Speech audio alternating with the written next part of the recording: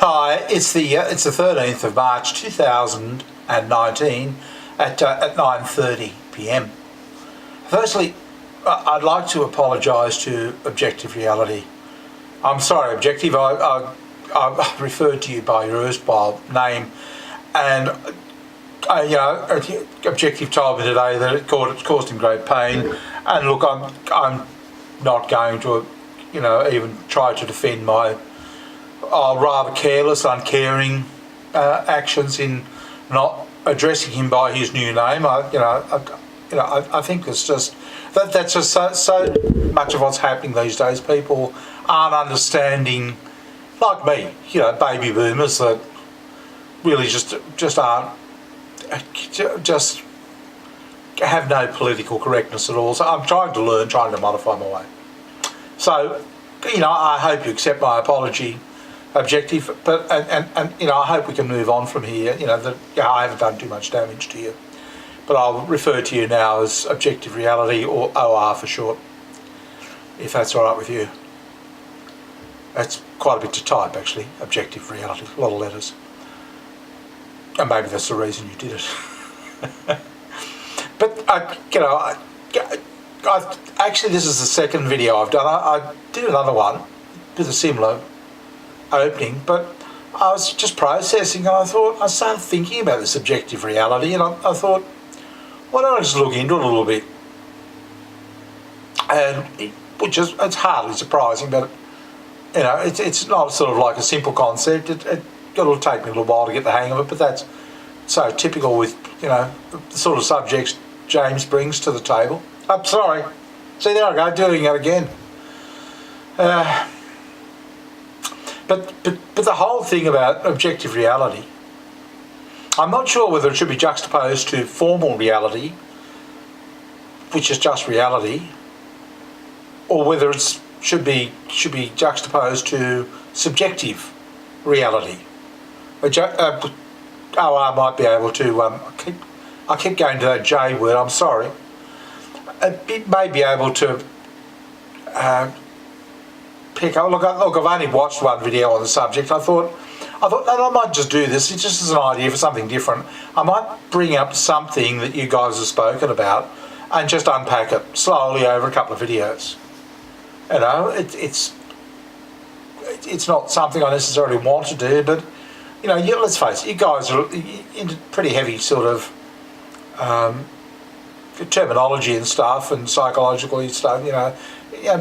It's really quite. It's hard for an old guy like me to keep abreast with. To sort of I'm running on. Just imagine I'm running on puffing, and you guys are just So, but as I said, I watched one video and more to see whether it was a subject worthwhile discussing on the channel, and I got the feeling, this is just my simple. I simplify everything. I get it down to. Basically down to old guys talk, because we don't have a lot of, we like to bread and butter, milk and cheese. We like it clear. We don't like it all vague. All right. So the way I got, and once again you can correct me on this, but the way I got to seeing it was Objective Reality is more or less what's there is. Well, I think it's the real thing. It's just what really is there, versus subjective reality, which is, look, it could be what you say is there. So, it could be real, but that reality is conjured by somebody repeating the same lie, for example, over and over again. And if you hear the same lie over and over again, eventually it becomes some sort of reality. It's not necessarily what's really there. It's that's my understanding. Is that right, James? Sorry, there I go doing it again. I don't know what I'm going to do here. But it's just. But is that? Have I got it sort of? Is that a good place to start with before I watch more videos or read something on the subject? I think if we can establish that, then maybe we can take it from that and discover and sort of just explore it a little bit and maybe apply it to a few things. I mean, clearly you can apply it to mgtow, the red pill, you know. But then it's probably not a bad place to describe it. What we think is reality and what is reality, even in our own lives. It's funny because the guy that did the video, he left it off on, it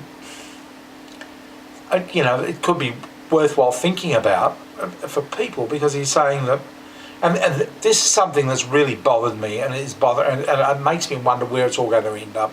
Basically, there is so much lying going on in the world at the moment, and particularly coming from television and what have you, that people have just no perception of what reality really is. I know, and I talk to people, I don't talk to them anymore, because we're really living in two worlds. I mean, to some extent, my world is made up of a subjective reality as well. Most of it comes from alt media. I mean, I watch news programs that tell me what is happening in the world. And it's not that the only difference between mainstream media and alt media is that alt media shows more. What they say that's open to interpretation is subjective, I suppose, is the best way to do it. Yeah, what they say is subjective. Oh, this guy's a bad guy. But the objective reality, this is my understanding of it again, is what you see. If you see an interview and you think, well, that guy just said that, and it very clearly made it what his intention is. As opposed to a whole bunch of the media saying, oh yeah, but we're the good guys, they're the bad guys. And it's interesting that objective reality brought it to the fore, because I think it's worthwhile. It's something we should be thinking about, or maybe not. But it's interesting to see how it's changing. I know in the world I live in, it's like I'm on two different planets. I talk to people. I ask them, "Have you seen this? Are you aware of that? Are you aware of this?" Yeah, even Antifa. Like, I just assumed everybody would know about Antifa. They thought I was making up stories. They thought I was in subjective reality.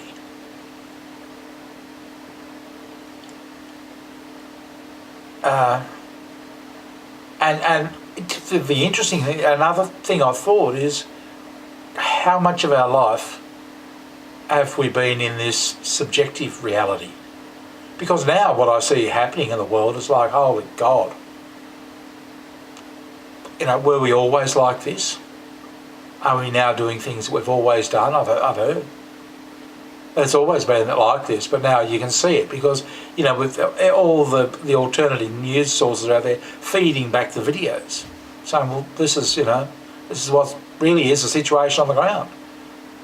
And which, if you look at it now, I'm talking about Venezuela, basically. But if you look at that and then you think, what about Syria? What about Libya? What about Iraq? What about all the other places? Let's go all the way back to World War II, World War One. Was Napoleon Bonaparte really a bad guy? I mean, we have this idea painted in our mind.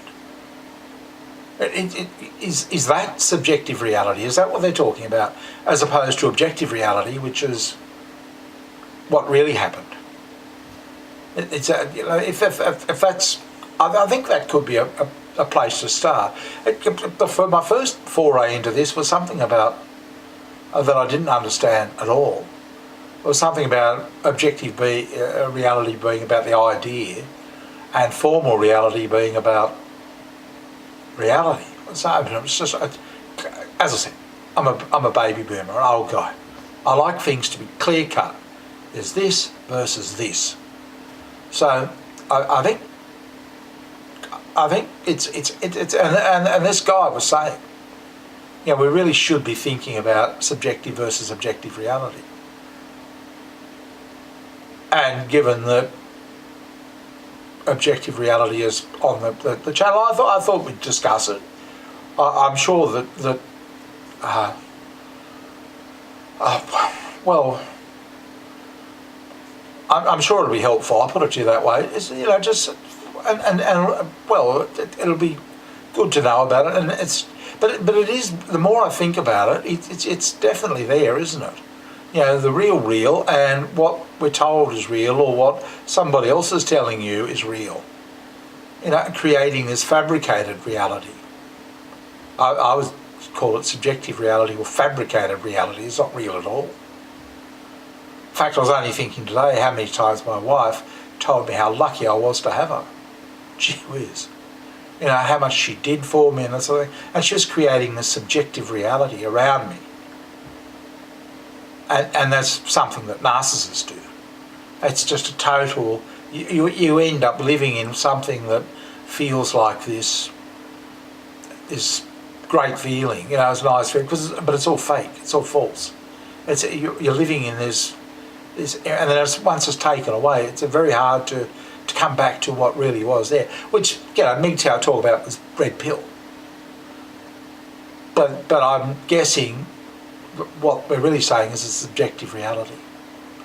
But OR, if you would be kind enough to tell me whether I'm on the right track, I would appreciate it. And can you try and keep your sentences simple and concrete so I can understand them? You tend to be a little bit over my head at times. It means I have to try too hard. I really don't want to try too hard. Anyway, it's been good talking to you. Bob, Captain Bob, I hope that's a better time for it. It's 12 minutes. Look, if you're having a sandwich, you should have had it already. If you're having coffee, well, that would have been gone 6 minutes ago. But that's, I thought I'd bring it in around that 12, 13 minute mark that you like. And I thought, if we can make a bit of a topic, that we can explore. Not too much, but just something to talk about. We'll try that. Anyway, it's been good talking to you, and I shall talk to you again soon. Bye.